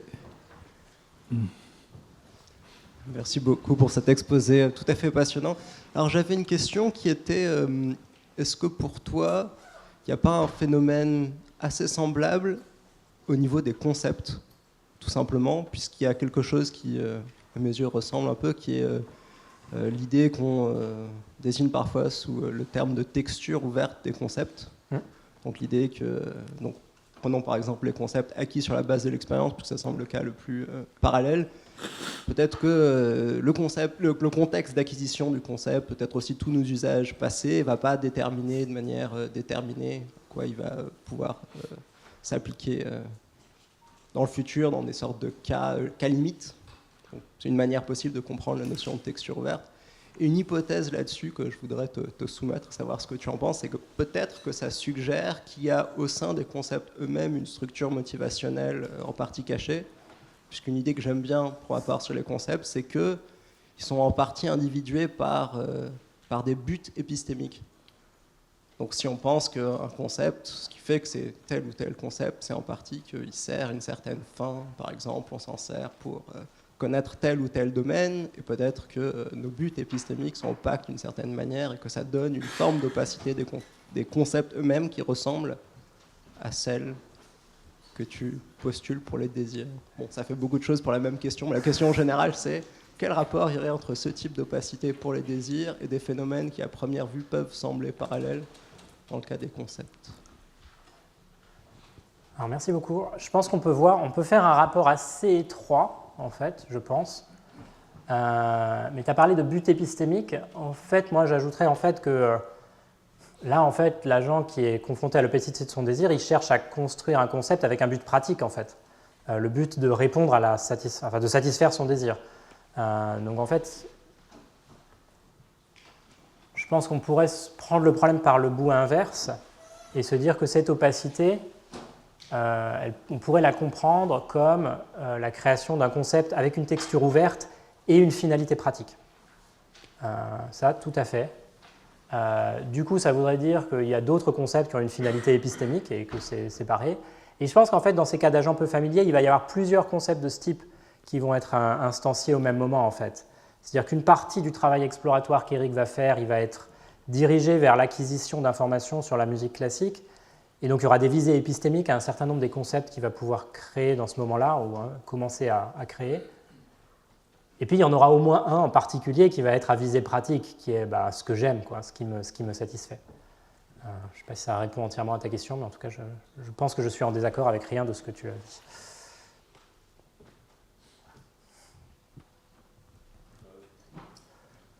Merci beaucoup. Vous mentionnez souvent les agents peu familiers du domaine. Oui. Est-ce que vous pouvez... Enfin, je ne vois pas exactement ce que ça veut dire. Et est-ce qu'ils sont toujours confrontés dès lors qu'on devient familier du domaine, est-ce qu'on est toujours confronté à l'opacité de son désir. Alors, j'ai parlé en particulier des agents peu familiers parce qu'il me semble que le problème, du coup, il est particulièrement saillant pour eux. Parce que, du coup, c'est assez évident qu'ils ne pourront pas, sur le vif, former un objet précis et exact pour leur désir. Ça ne veut pas dire qu'en devenant familiers, ils percent nécessairement l'opacité de leur désir. En fait, comme j'ai présenté le mécanisme comme encapsulé, en fait, je pense qu'on peut être familier du domaine et néanmoins être confronté à cette opacité, peut-être à un degré moindre quand même, parce que malgré tout, on aura des concepts disponibles qui nous permettront un petit peu mieux de cerner ça. Alors si on veut prendre un exemple, on pourrait se dire que on pourrait imaginer Eric, une version différente d'Eric, qui en fait ne connaît pas du tout la musique classique, il n'a jamais entendu la musique classique, mais en fait c'est un musicien chevronné, en fait. Il joue beaucoup de musique, il connaît très bien la musique, et donc il a beaucoup de concepts pour décrire la musique, des concepts de rythme, de tonalité, de sonorité, enfin plein de concepts. Il sera déjà dans une position un tout petit peu meilleure pour formuler une hypothèse un peu plus qualitative sur ce qui peut le satisfaire. Donc peut-être que sa première passe, ça ne va pas être juste cette musique. Néanmoins, il sera toujours d'un certain autre côté peu familier du domaine parce qu'il n'aura pas de connaissance de la tradition dans laquelle s'inscrit la musique classique. Et ça, c'est une dimension importante de la manière dont on s'oriente dans la musique. On cherche les propriétés musicales, mais aussi simplement des propriétés généalogiques ou entre différents compositeurs. Donc c'est ça que je voulais dire par des agents peu familiers du domaine. C'est des agents qui, en fait, c'est assez évident qu'ils ne disposent pas de l'information qui leur permettrait de cerner leur source de satisfaction. Mais je ne veux pas dire qu'un agent qui dispose de cette information va forcément être capable de la mobiliser. Donc je pense qu'un agent familier peut néanmoins se retrouver dans une situation au moins partiellement similaire. Peut-être que l'obstacle épistémique sera moins élevé pour lui.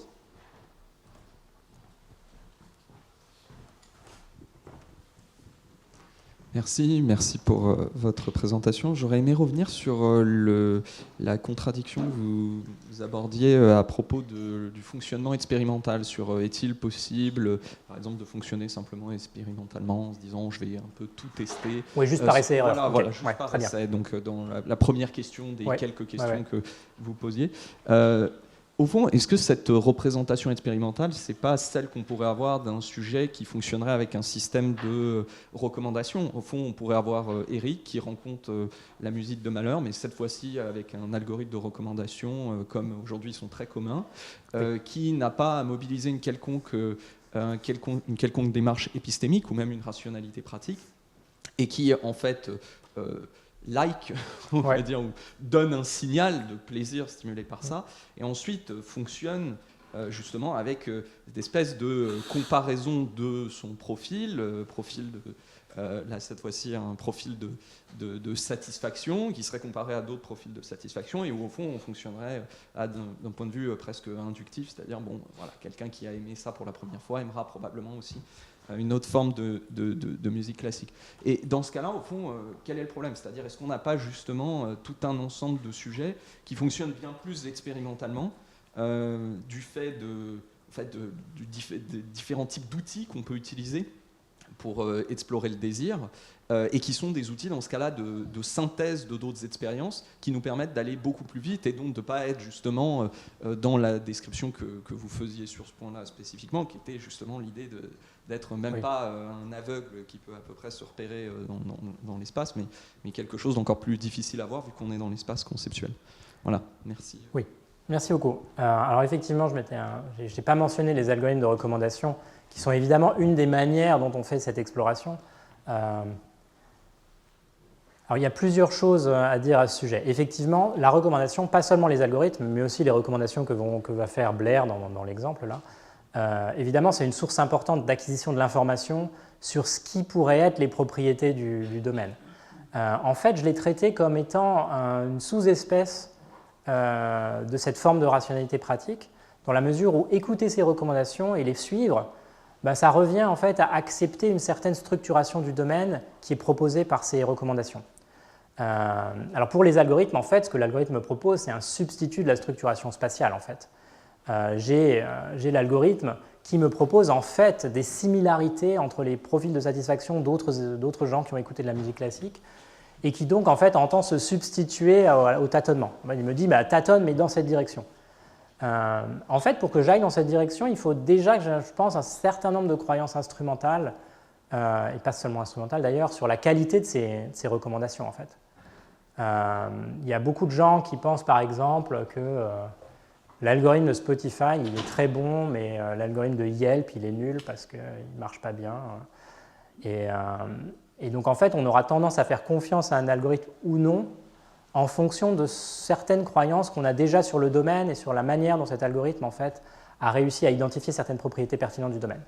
Néanmoins, c'est un raccourci évident qui nous permet en partie de sauter par-dessus une partie de l'épistémologie du désir.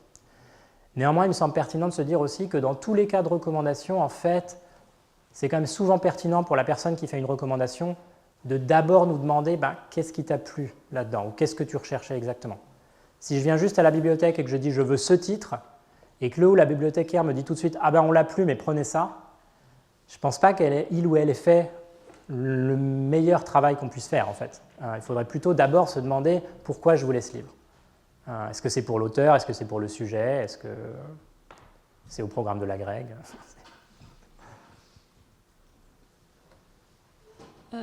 Merci. J'ai une question sur l'interaction entre ce qui est raisonnable et pas quand on a des désirs, et l'idée des désirs opaques qui deviennent de plus en plus précises lorsqu'on s'engage dans une exploration rationnelle. Donc, par exemple, si Marie elle a un désir pour un certain type de nourriture et qu'elle va dans des restaurants mais qu'elle n'aime pas du tout la couleur rouge, donc quand elle voit de la nourriture qui est rouge mais qui normalement devrait, si elle était rationnelle, satisfaire son désir, qu'est-ce que ça veut dire pour le désir opaque?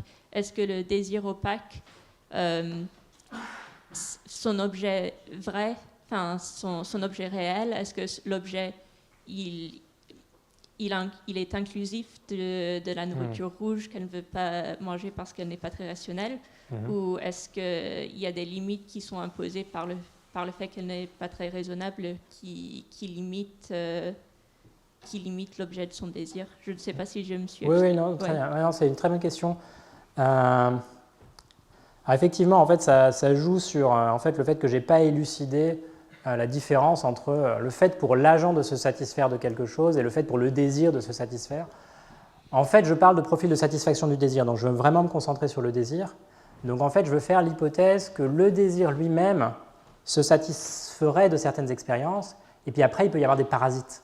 Il peut y avoir d'autres attitudes mentales qui font qu'en fait, cette expérience sera moins satisfaisante qu'elle ne devrait l'être au regard de ce désir. En fait, il me semble qu'une partie du travail d'élucidation du désir, c'est aussi d'essayer de surmonter ce genre de... Alors, vous l'avez décrit comme des irrationalités, et j'ai tendance à aller dans votre sens aussi, ce qui sont en fait des irrationalités à l'intérieur des combinaisons de nos désirs. En fait, une partie de ce travail, je n'ai pas du tout insisté sur ce point, mais il me semble qu'en fait, une partie de ce travail d'élucidation du désir, ça va aussi permettre de donner une certaine cohérence pratique à notre action, et donc de ne pas agir à contre-courant de notre propre motivation dans des cas où, par exemple, on fait des distinctions arbitraires. Je ne sais pas si... c'est une manière d'endosser ce que vous avez dit sans vraiment y répondre, mais la visée de mon propos, c'était vraiment de parler d'un profil de satisfaction de ce désir en particulier. Qu'est-ce qui le satisferait lui? Et je pense qu'évidemment, du coup, pour le sujet, il peut y avoir des parasites. Le sujet peut très bien ne pas prendre plaisir à une expérience qui, en fait, satisfait son désir, parce qu'il y a d'autres choses qui se passent en même temps dans son esprit. Merci. Merci. Il semble qu'il y ait des désirs donc, génériques et plus spécifiques dans le même domaine. Donc, tu en as dit un mot avec la cuisine et l'exploration des plats, etc. Mais je voulais te demander si... donc, si on admet que... Imagine que je vienne chez toi et tu me dis « Est-ce que tu veux boire quelque chose ?» Et en fait, une façon d'explorer pour moi, ça peut aussi être d'imaginer, tiens, en fait, je ne sais pas, est-ce que j'ai vraiment envie de boire quelque chose? Donc, une forme d'exploration, ça pourrait être une forme d'exploration cognitive. Le niveau générique pourrait être opaque, et pour savoir si j'ai envie de boire quelque chose, j'imagine. Et je te demande, qu'est-ce que tu as à proposer? Si tu me dis, du vin, de la bière, une bière belge, française, chinoise, etc. Et à la fin, je dis non, en fait, finalement, non. Et donc, j'ai pas envie de boire quelque chose. Donc, est-ce que une thèse d'opacité peut s'appliquer à un niveau, disons, générique et ou spécifique et en fait pas à l'autre. Enfin, en gros, est-ce qu'au niveau générique, peut-être ça peut être opaque, et puis une exploration cognitive nous permettrait, elle, par une transparence à un autre niveau, de savoir ce qu'on voulait au niveau générique. Est-ce que tu penses que c'est possible, ça? Est-ce qu'il y a de l'exploration cognitive, ou bien est-ce que c'est seulement dans le monde? Alors, en principe, je ne vois pas pourquoi ça ne serait pas possible. Après, l'exemple que tu as donné, en fait, c'est un exemple qui est très important dans la littérature d'épistémologie du désir, et je n'ai pas fait cette distinction, mais il y a une grande partie de la littérature qui, en fait, s'intéresse à est-ce que je peux savoir si je veux cet objet très précis, en fait. Et ça, c'est une question en si, et moi, la question qui m'a intéressé, c'est une question en quoi. Je sais que je veux quelque chose, mais je ne sais pas quoi. Donc en fait, ce n'est pas tout à fait le même type d'exemple, et du coup, je ne suis pas sûr que je le traiterai de la même manière. Néanmoins, dans cette idée qu'il puisse y avoir un désir générique plus opaque et des désirs spécifiques plus précis, oui, forcément. Alors c'est ce qu'on a dans le modèle à deux désirs. Là, on a un désir en fait intrinsèque, générique, et puis un désir instrumental, précis, transparent, plus spécifique. Mais on pourrait avoir ça aussi dans la structure que j'ai proposée. C'est-à-dire que Marie a ce désir qui est opaque, qui se satisferait d'une certaine type de nourriture. Ça motive en fait le fait d'aller dans n'importe quel restaurant dans la rue où elle connaît les restaurants sichuanais. Et puis ensuite, elle a un désir spécifique, plus précis, d'aller dans celui-là aujourd'hui. Parce que ça fait longtemps qu'elle n'y est pas allée, etc. Ou parce que c'est le seul qu'elle n'a pas essayé. Il se présente de la même manière, donc il motive son...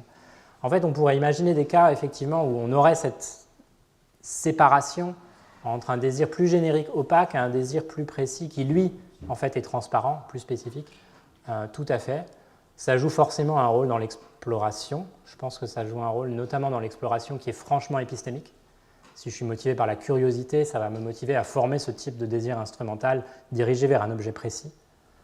Mais en fait, j'ai l'impression de ne pas répondre à ta question, en fait, parce que en fait, j'ai un peu suggéré dès le début que je ne pourrais pas y répondre, parce que ça porte quand même, très précisément, ton exemple, il porte sur un cas que je n'ai pas abordé. Celui où, en fait, l'objet est très clair, boire quelque chose ou ne pas boire quelque chose. Mais en fait, ce qui est incertain, c'est de savoir si je désire cet objet très clair ou pas. Ça, c'est un autre problème épistémique, du coup. Merci pour votre présentation. J'ai une question qui serait peut-être un peu en dehors du contexte, mais c'est le désir comme rapport social. Si on plonge l'agent dans une dimension sociale, est-ce qu'il y a un désir mimétique qui apparaît, ou est-ce qu'il y a des choses à ce sujet qui existent? Alors, le profil de satisfaction peut complètement être influencé par des tas de dimensions sociales. J'ai donné très brièvement cet exemple du bien matériel, où en fait ce qu'on désire réellement, ce qui nous donnerait vraiment satisfaction, c'est le statut social que nous conférerait ce bien matériel. Il me semble que ça peut être un cas d'opacité très fort. On peut très bien s'imaginer par exemple que si on se pose la question dans les termes de low lore, en fait tout ce qui nous passe par l'esprit, c'est vraiment ce bien matériel. C'est vraiment la douceur de la laine de ce pull. Mais en fait vraiment ce qui nous apportera satisfaction, c'est le regard des autres sur ce pull. Donc en fait, oui, et c'est à mon avis une source d'opacité, dans la mesure où ces influences qui peuvent exister sur notre profil de satisfaction, elles sont plus difficiles à percer, même si en fait je pense que les agents sont en général plus sociologiquement astucieux que les sociologues ne le pensent.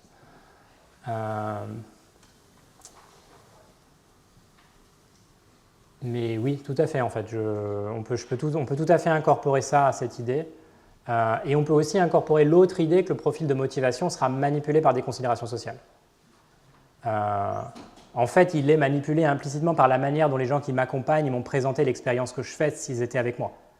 Tout de suite, Blair, elle dit c'est la 6e de malheur. Tout de suite, ça va manipuler la manière dont le nouveau désir chez Eric va être conçu.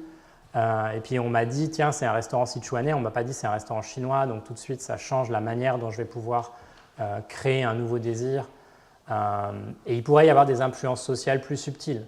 C'est-à-dire que je pourrais avoir une tendance à mimer le désir de mes compagnons. Si mes compagnons expriment un désir pour la cuisine sichuanaise en particulier, ça pourrait biaiser le profil de motivation de mon désir en direction de la cuisine sichuanaise. Oui, complètement.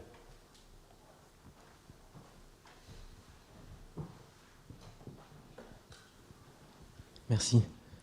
À un moment de ton exposé, tu as exclu la position selon laquelle il y aurait en fait deux désirs distincts, Ouais. un dont l'objet est transparent Ouais. et l'autre dont l'objet est opaque, le premier correspondant au profil de motivation et le second au profil de satisfaction.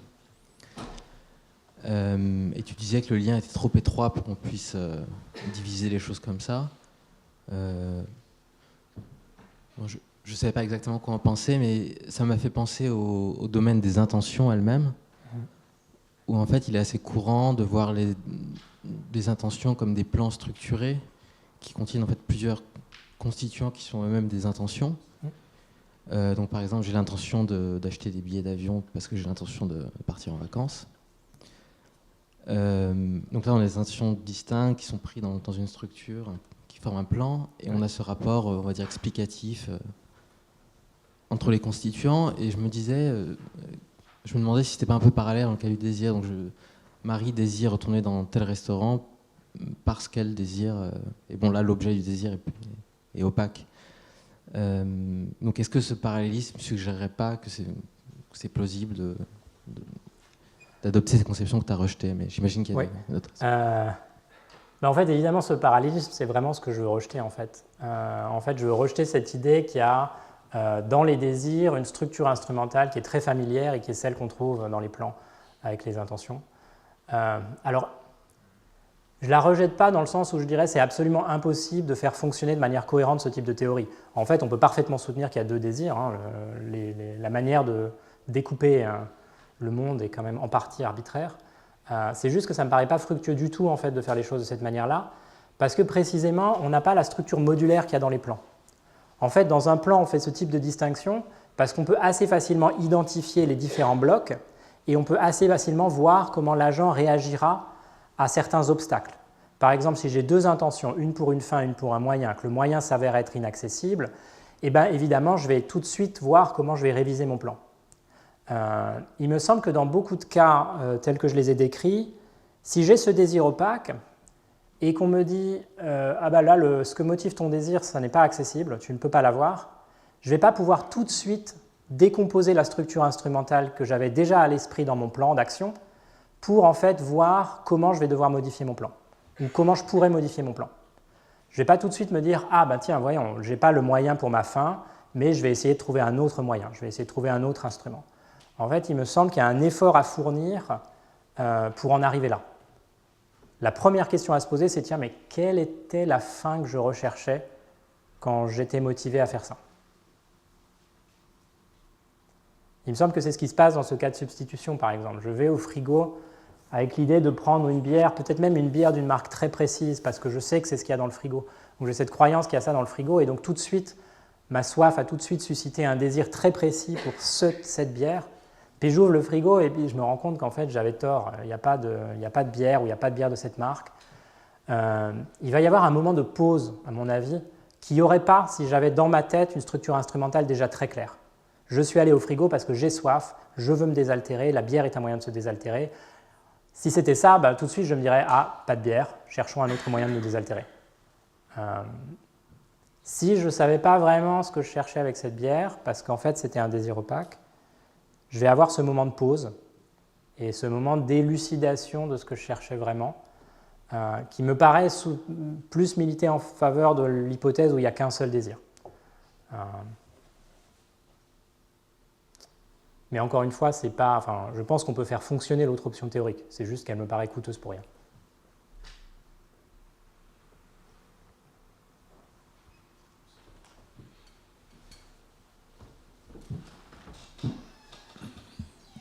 Vous voulez poser une dernière dernière petite question. J'ai aussi une question sur...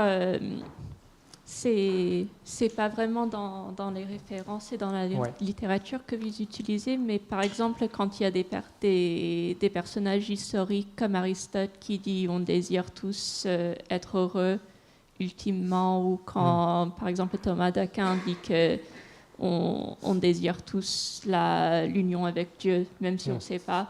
C'est l'idée des désirs opaques, ça pourrait être un peu sympathique pour ce genre de vue. Mais est-ce que vous pensez que Alors, y a un grand... Enfin, qu'est-ce que vous pensez de ça? Ça, en fait, c'est l'ensemble. Ça renvoie un petit peu à cette hypothèse que j'ai évoquée, qu'en fait, chaque désir aurait en fait pour objet non pas un type de satisfaction précis, mais la satisfaction en général, Oui. ou alors une satisfaction précise, mais toujours la même. Quoi. Oui.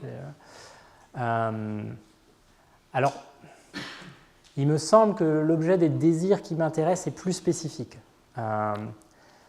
Donc du coup, si on adopte ce type d'hypothèse, en fait, on sera obligé de dire que ce dont j'ai parlé jusqu'à présent, en fait, contrairement à ce que j'ai dit, ce n'était pas des désirs intrinsèques, c'était en fait des désirs extrinsèques, instrumentaux, derrière lesquels se cache l'ultime désir intrinsèque opaque pour le bonheur ou l'union avec Dieu. Et pourquoi pas mais du coup, ça déborde complètement de ce dont j'ai pu parler aujourd'hui, parce que là, on parlerait d'une opacité en fait beaucoup plus radicale, Oui. Dans le sens où je prendrais moi-même pour intrinsèque des désirs qui en réalité ne le sont pas. Il me semble que l'expérience, c'est quand même d'avoir une expérience pour un type de satisfaction, et que je ne substituerai pas n'importe quel type de satisfaction. Si la bibliothécaire me dit bah, « ça c'est un super livre », je dirais « non, moi je veux quelque chose de plus précis, je veux un livre, super peut-être, mais qui réponde à mon désir ». Merci. Merci Philippe, merci à tous pour la discussion. Merci beaucoup.